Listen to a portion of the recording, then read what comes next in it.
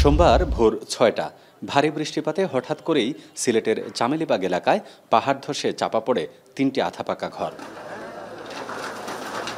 স্থানীয়রা জানান, কোনো কিছু বুঝে ওঠার আগেই মাটিতে চাপা পড়েন ৩টি পরিবারের ১৩ জন সদস্য।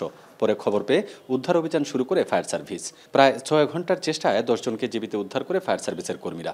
এছাড়া উদ্ধার অভিযানে মেলে একই পরিবারের ৩ জনের মরদেহ। ঘুমাই না, আজকের এই ঘটনা তো আমরা খুব ডরাইলাম। আমরা তো কোনো আনো গড় পাইলাম না, যাইতাম। আমরা ৬টা ফ্যামিলি আছি মাঝে, ৬ ফ্যামিলি আমরা কোন জায়গায় যাই হঠাৎ করিয়া।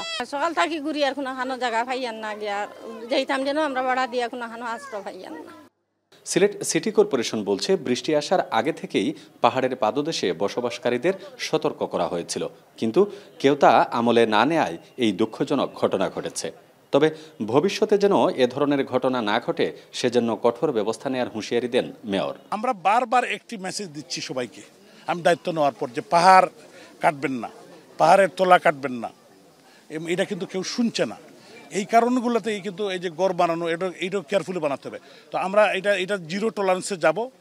উদ্ধারকৃতদের 4 জনকে চিকিৎসার জন্য সিলেট ওসমানী মেডিকেল কলেজ হাসপাতালে ভর্তি করা হয়েছে। গুলজার আহমেদ, এখন সিলেট।